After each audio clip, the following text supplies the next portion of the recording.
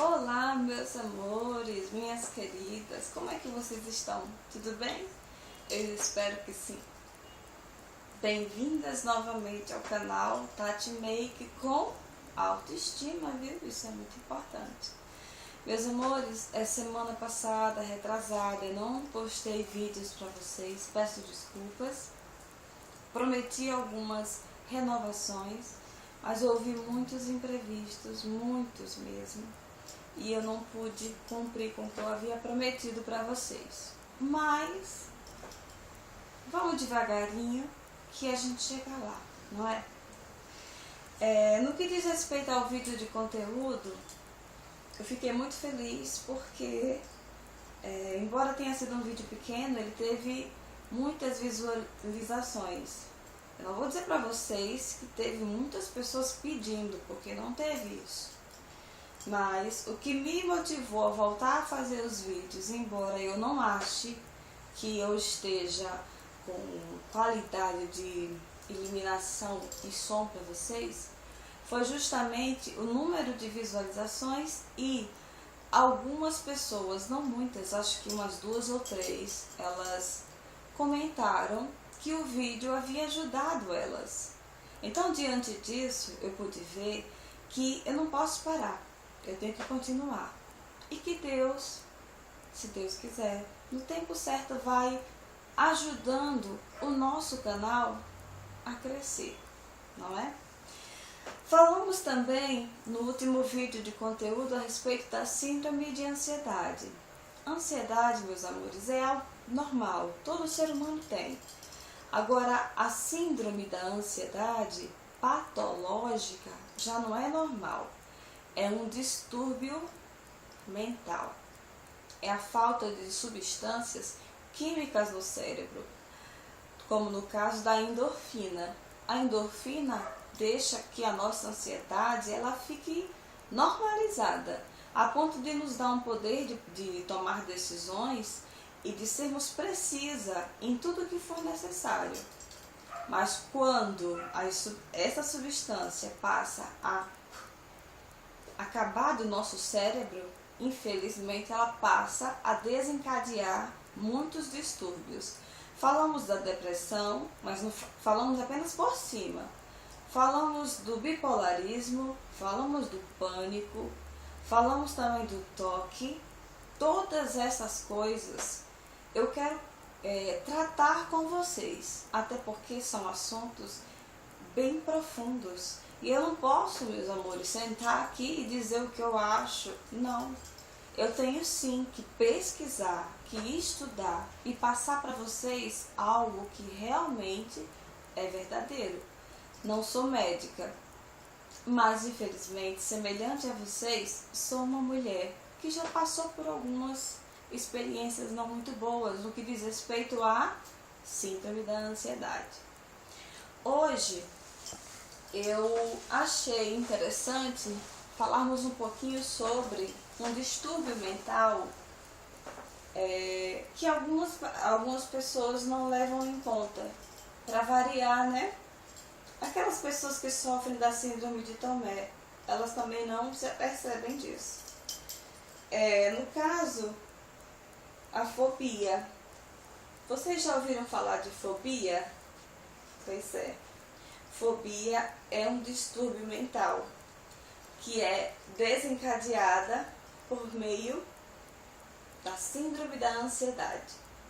Para vocês verem, todos os distúrbios que a gente já falou e ainda vai falar, todos eles, meus amores, advêm da síndrome da ansiedade. Por isso que o conselho é, se você que está do outro lado está sentindo que não está normal, corre rapidinho para o médico. Porque o seu problema pode ser resolvido rapidamente.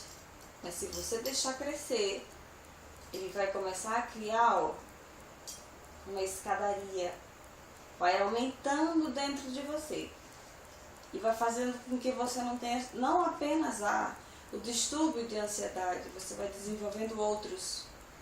Então é preciso nos cuidarmos.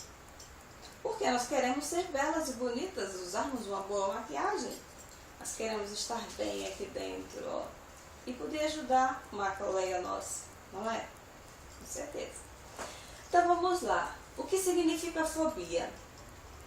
Eu estudei alguns sites de psiquiatras e psicólogos e eles comentaram que fobia é uma palavra bem pequenininha, que significa medo. Só que esse medo, ele é um medo assim de algo que não passa realidade. É um medo de uma coisa irrealística, em outras palavras. Então, é medo de um inseto, é medo de um local, é medo de uma situação. Mas aí, o que eu achei interessante é que os médicos comentaram assim. Eu não vou citar para vocês os médicos, que eu disse para vocês desde o início que não ia citar médico e nem medicação. Mas é só ir no Google que vocês vão ver, tá bom? Eles comentaram que, embora a fobia tenha um significado desse tamanho, que é o nome, o efeito que a fobia tem dentro das pessoas é enorme. A vida das pessoas fóbicas é uma vida triste, é uma vida que apenas quem tem fobia pode descrever para vocês. É uma sensação, é um terror, é algo extremamente exagerado. E o que acontece com as pessoas que sofrem de fobia? Elas ficam isoladas da sociedade. Elas sofrem preconceito em casa, na rua e delas mesmas. E não se cuidam. E de uma fobia para outra, elas vão piorando. Tati, mas então,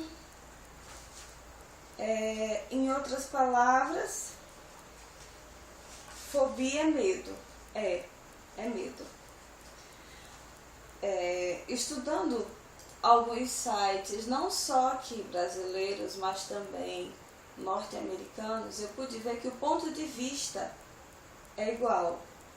Tanto lá como aqui, foi comprovado que toda a população norte-americana ou brasileira, 12% dela vai sofrer de algum tipo de fobia.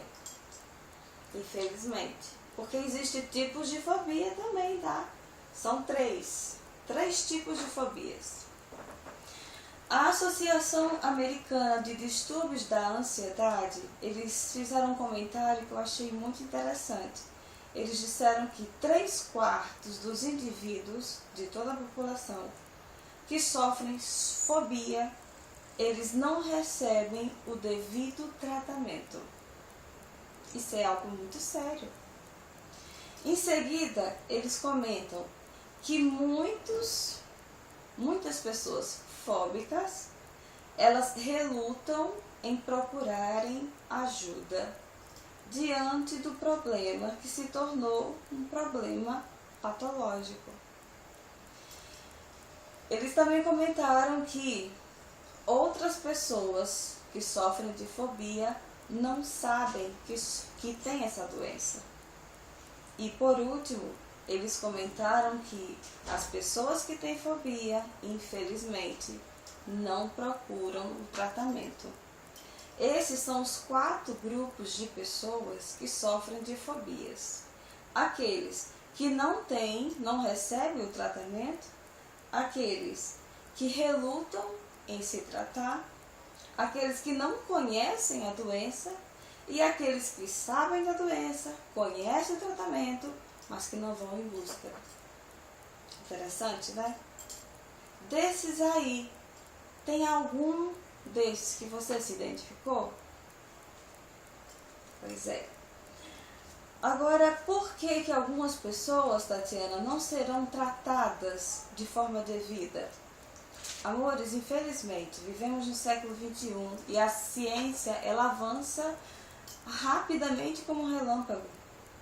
Mas, infelizmente, ainda existe alguns médicos, são poucos, que não têm uma estrutura, que não têm uma ética a ponto de dar o devido diagnóstico a uma pessoa que tenha fobia. Muitas vezes, para alguns médicos, esses problemas emocionais podem ser resolvidos por uma simples alimentação saudável ou atividade física. Às vezes é uma questão de cultura que eles têm. E isso se trata em todas as facetas das doenças emocionais, que advém da ansiedade. Mas não é toda a categoria de médicos não, viu? Essa daqui, ó, pequenininha. Que ainda tem uma cultura, ó, pequena. Também é importante falarmos um pouco sobre as pessoas que relutam a não se tratarem. Por que essas pessoas relutam, Tatiana? Amores, elas não querem que a sociedade em volta diga que elas são loucas, que elas estão indo no psiquiatra, que elas estão indo no psicólogo, que elas estão tomando uma medicação, que elas estão fazendo análise. Elas não querem. Aí o que acontece? Elas não procuram ajuda e ficam doentes. Agora imagina a vida dessa pessoa que não procura ajuda. Como é que é o ambiente familiar? Como é que é a relação dela com o marido, se ela for casada? E se ela tiver filhos? Como é que é essa relação? Eu já vi casos, amores, muitas vezes, de maridos, de filhos, muitas vezes pedirem para que a gente converse com essas pessoas e faça com que elas se conscientizem da importância de se cuidar. Porque eles não conseguem suportar. Mas nós não somos domadores de ninguém. Então não podemos forçar ninguém a se tratar. Existe o grupo também de pessoas que, infelizmente, não sabem do problema. São aquelas que sentem e acham que não é nada, chegam no médico e simplesmente falam que estão sentindo alguma coisa, uma dorzinha aqui e ali. O médico, amores, ele não é um Superman. Ele não vai conseguir ver o que temos dentro do nosso íntimo. O médico só vai dar um diagnóstico correto se nós formos sinceras, se nós fizermos uma autoanálise, escrevermos num caderno e chegarmos lá e abrirmos a nossa boca. Doutor, eu estou sentindo A, B, C, D, Z. Se o médico souber bem detalhadamente o que nós estamos sentindo, nós temos 99,9% de chance de termos um diagnóstico correto. Agora, se nós formos para o médico com má vontade, ele não vai saber e nós não vamos ser tratadas. E as pessoas que infelizmente temem o tratamento são aquelas pessoas que já estão com a fobia por cima da cabeça. Que no caso nós vamos ver que é um tipo de fobia que ela é bem forte. Então nós vimos aqui que existem os 4 grupos de pessoas que possuem fobias e como elas reagem. Eu espero que alguém que está do outro lado, que está vendo esse vídeo, se você se identificou com um desses grupos, para um pouquinho, faz uma autoanálise, procura ver o que você está sentindo. Tenha certeza, se você souber, você vai saber se tratar. E você vai ter uma vida normal e comum como as pessoas. Porque as doenças existem, mas também tem tratamentos. Isso tem. Ok, meus amores. Adiantando, quais são os tipos de fobia, Tati? 3. Nós temos a fobia simples, que é a fobia que eu sofro. A fobia simples é aquela que se concentra em medo em algum objeto, algum inseto, andar de avião, estar em algum local fechado ou ter medo de altura. A minha fobia é essa. é aquela que eu tenho medo de altura e tá num lugar fechado e tá subindo, ou seja, um elevador. Quando eu vejo uma passarela, meus amores, as minhas mãos começam a suar, mas eu continuo caminhando até a passarela. Então eu subo a primeira parte da passarela e quando eu estou no meio da passarela, vocês não imaginam, Hollywood perde, porque a minha imaginação é enorme. Eu consigo ver tudo, eu consigo ver a passarela se quebrando, literalmente, e eu descendo abaixo, e os carros passando por cima de mim. Eu sinto isso sempre. Mas mesmo assim eu não deixo de passar pelas passarelas. De início, o que eu fazia? Eu ia me segurando, mas depois eu fui soltando. Aí fiquei vindo e passando pelo meio da passarela. É um tipo de tratamento que eu vou explicar para vocês que é bem interessante. É como nós convivemos com a fobia simples, é enfrentando o problema. Uma fobia simples. Nas outras também, mas não é tão fácil assim. Quando eu entro num elevador, até o 3º ou 4º andar é normal. Quando passa disso, eu já começo a ficar agoniada. A sensação que eu tenho é que eu vou ficar apertada e que de repente aquilo vai cair. É horrível. Mas mesmo assim, eu pego o elevador quando é preciso. Então eu tenho a fobia simples. E a forma que eu me trato é aquela forma de conscientização de que aquilo ali não vai acontecer. É mais fácil eu atravessar a pista e morrer do que atravessar a passarela. Então eu enfrento o problema de frente. É assim que eu faço no meu caso. Mas tem pessoas que têm medo também de andar de avião, de ficar em um quarto fechado, em algum lugar apertado. Essa é uma fobia simples, que pode ser tratada com uma consciência e você enfrentando esse problema de frente. Mas existem mais 2 fobias. A segunda fobia é a agrofobia. O que é agrofobia, Tati? É o conjunto. É uma crise extremamente forte de pânico com uma crise extremamente forte de fobia. É como se fosse uma explosão dentro de você, bum, enorme, de medo, de desespero, de loucura. Por você ter estado em determinado local, com determinadas pessoas, ou sofrendo alguma situação ou circunstância. É algo horrível. O que acontece com as pessoas que sofrem desse problema? Elas se isolam. Elas passam a ficarem em casa porque elas têm medo de ir naquele local novamente e de passar pela mesma situação. São essas pessoas que muitas vezes não procuram o tratamento médico, porque às vezes sofre bullying de alguns médicos. Eu fui numa médica, bem no início do meu tratamento, que tem uma coisa que eu gostaria de dizer a vocês não se apeguem ao primeiro diagnóstico que o médico passar. Procurem 2, 3, 4, 5, quantos forem precisos, que foi o que eu fiz. Então eu sofri, de certa forma, bullying de 2 médicos.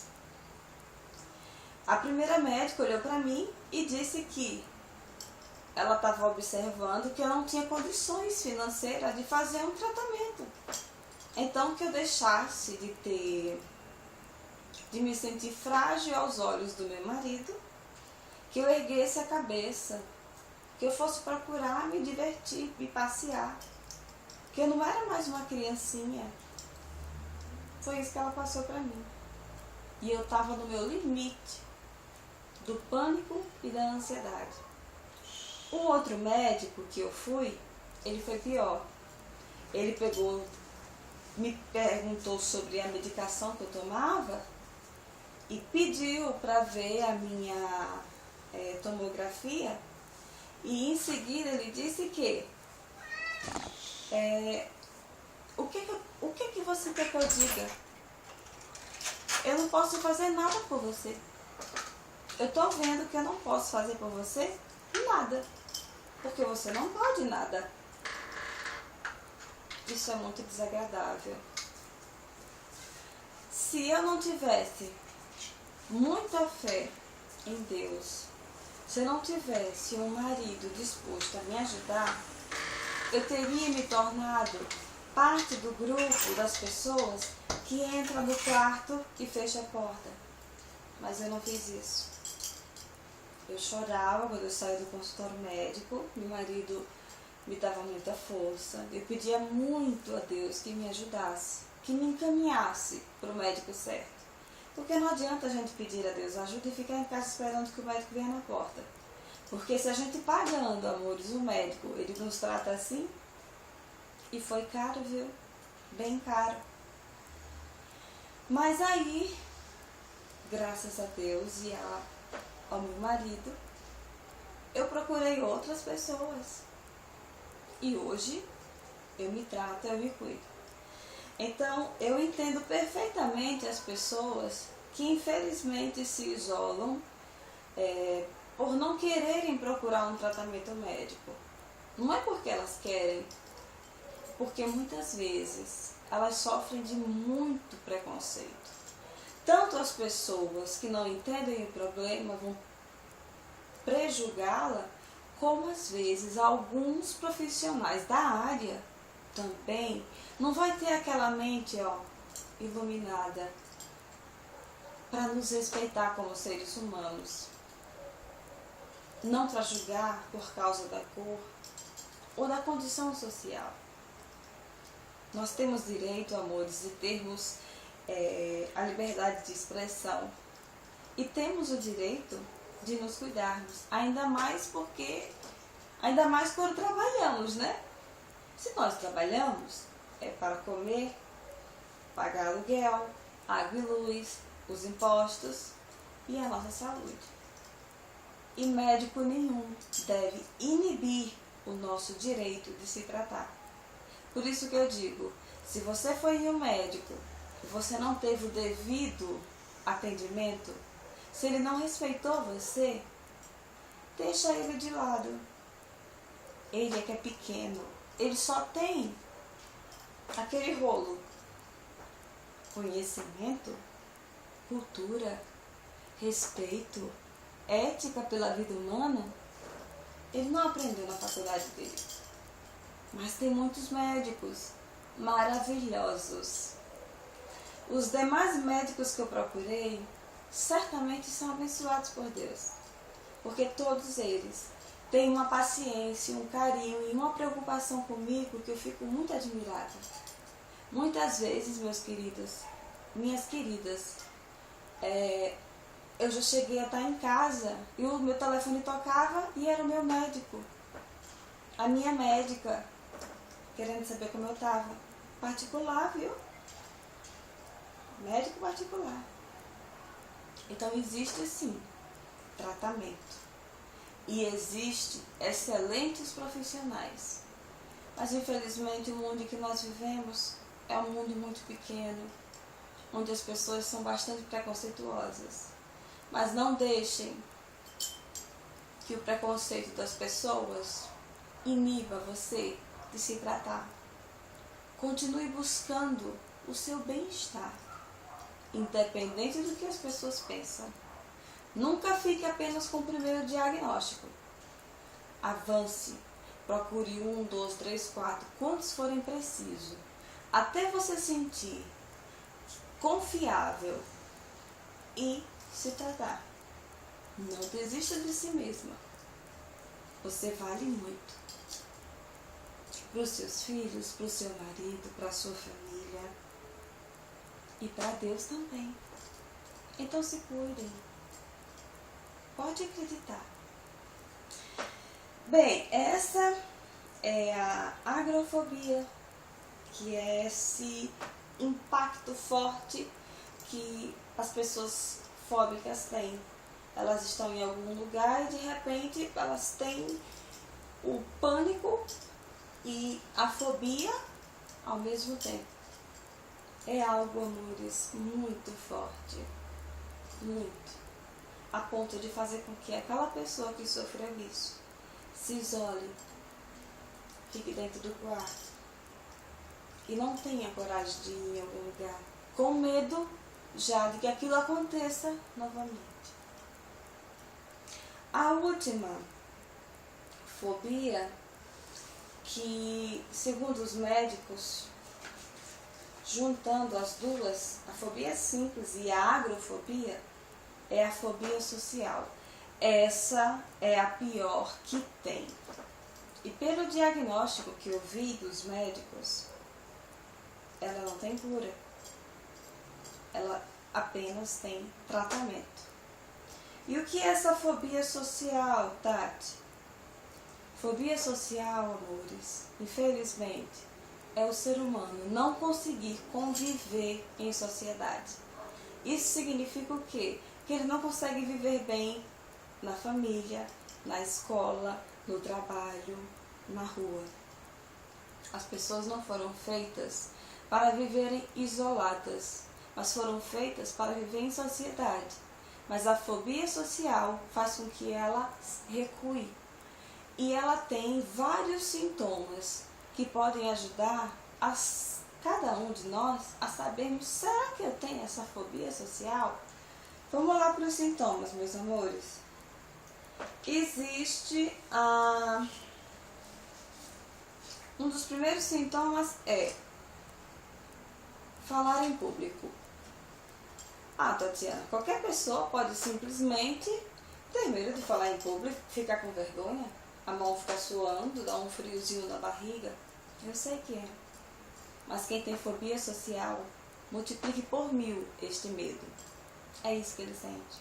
Ele não consegue falar. Ele tem medo de gaguejar, de falar alguma coisa desagradável. Mas por quê? Para uma pessoa que sofre de fobia social, ela acha, na mente dela, o distúrbio causa isso, que ela é o centro das atenções. Então, ela acha que todo tipo de ação que ela venha tomar, as pessoas estarão observando e prontas para jogar a primeira pedra, prontas para julgar, prontas para fazer qualquer coisa contra ela.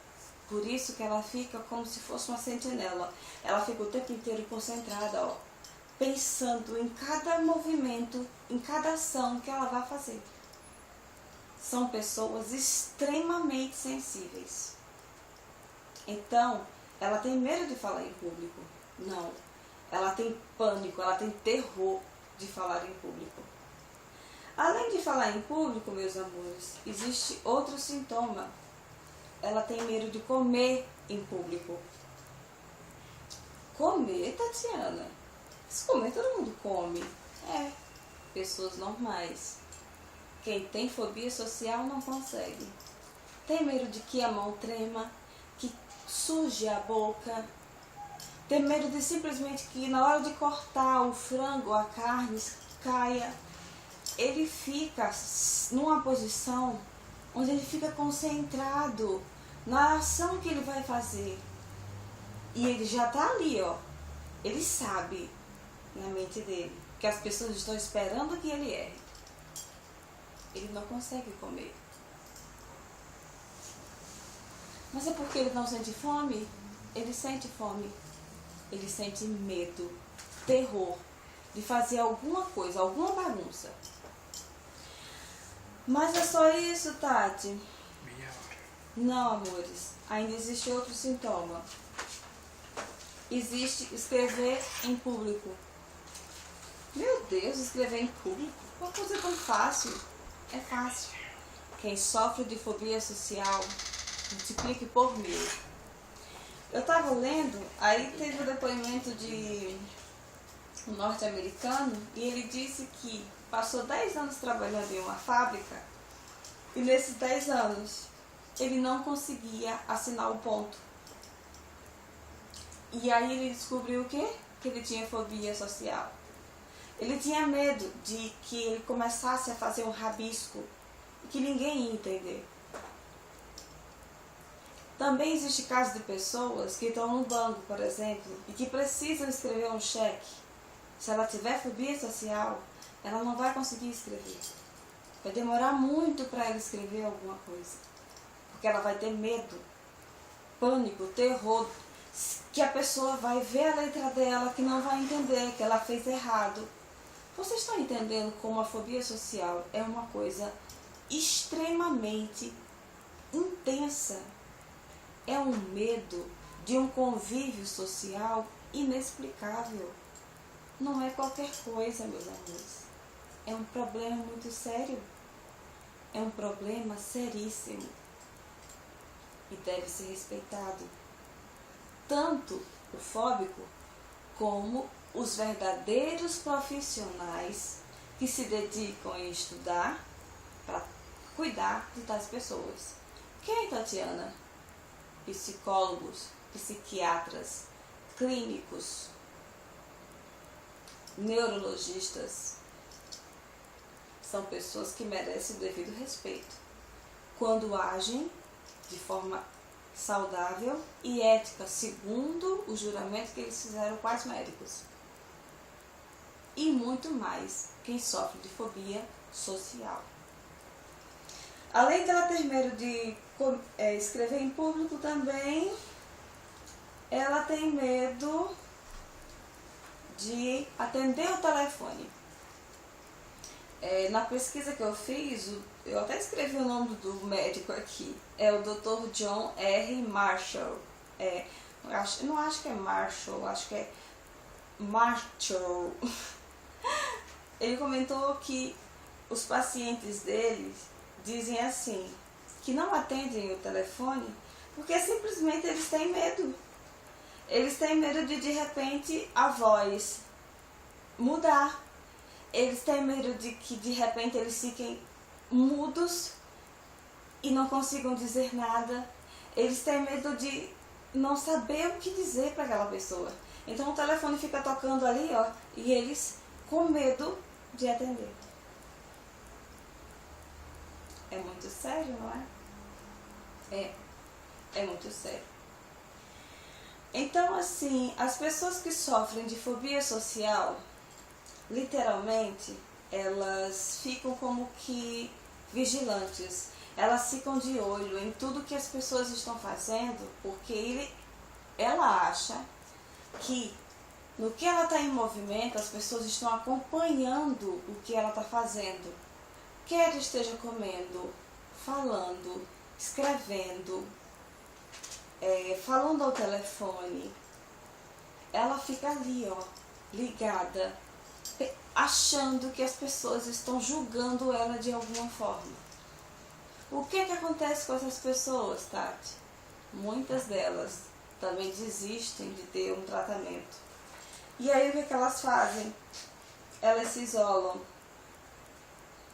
Ou, conforme o próprio site que eu li, algumas procuram uma forma de aliviar essa tensão, usando álcool e drogas. O Dr. Marshall disse que a bebida alcoólica e algumas drogas realmente trazem um pouco de tranquilidade e de suavidade. Só que depois é como se fosse uma ressaca. Agora imagina uma ressaca de fobia social, uma sobre a outra, uma sobre a outra, uma sobre a outra. Como é que vai ficar o corpo desse ser humano? E a mente dele? Destruída. Então, amores, qual é o tratamento, Tati? Ir num clínico geral. Mas antes, fazer sim uma autoanálise sincera. Muitas vezes, nós mulheres, estamos sempre querendo que os homens sejam sinceros para conosco. Mas se formos honestas, às vezes, a pior pessoa para demonstrar sinceridade são as mulheres. Nós queremos sempre mostrar que somos capazes de fazer. E nós somos capazes de fazer. Mas existe algo muito belo em se reconhecer quando nós não podemos fazer. Quando nós reconhecemos que não podemos fazer e que estamos doentes, mostramos uma qualidade belíssima, que somos humildes. Humildes de reconhecer que nem tudo podemos fazer ou ser. Nós não somos a Mulher Maravilha. Não, nós somos mulheres. Nós somos mulheres sensíveis, que se requer um cuidado muito maior. E se nós não formos sinceras para conosco em reconhecer que precisamos de ajuda médica, que precisamos nos tratar para conviver melhor em sociedade, com amigos, com familiares, a nossa vida vai ficar horrível. E a única pessoa capaz de ter um diagnóstico correto somos nós. A gente tem que fazer aquela autoanálise verdadeira e ir no médico com a consciência pronta para falar a verdade. Quando fazemos isso, o médico vai ficar um pouco mais à vontade para avaliar o quadro em geral e vai te dar o diagnóstico que você precisa. É aonde ele vai te encaminhar, ou um psiquiatra, ou um psicólogo. E eles vão tratar você. Algumas fobias, algumas ansiedades, conforme nós comentamos no outro vídeo, elas podem ser tratadas sem medicação. Mas se a gente deixar que elas aumentem, a medicação é precisa. Meus amores, eu espero que vocês tenham gostado desse tema, que é sobre fobias. Eu gostaria de pedir desculpas por não ter cumprido com o que eu havia falado para vocês antes, mas estou contente de poder ter visto que vocês me deram mais uma vez uma chance. Então eu vou aproveitar essa chance, vou agarrar ela e vou me organizar bem devagarinho para que a gente possa crescer juntos, né? Então, meus amores, eu desejo de todo o meu coração que vocês tenham uma excelente noite e que vocês, se gostaram desse vídeo, por favor, cliquem em gostou. Se vocês querem acompanhar os vídeos, se inscrevam no nosso canal, fiquem à vontade para compartilhar esse vídeo com qualquer outra pessoa que estiver passando por esse problema, que eu vou estar aqui, se Deus quiser, me organizando para estar sempre em dia com postagens, ó, para vocês. Porque nós merecemos ser bonitas e termos uma boa autoestima. Então, uma boa noite e ó, um beijo da Tati Make. Tchau!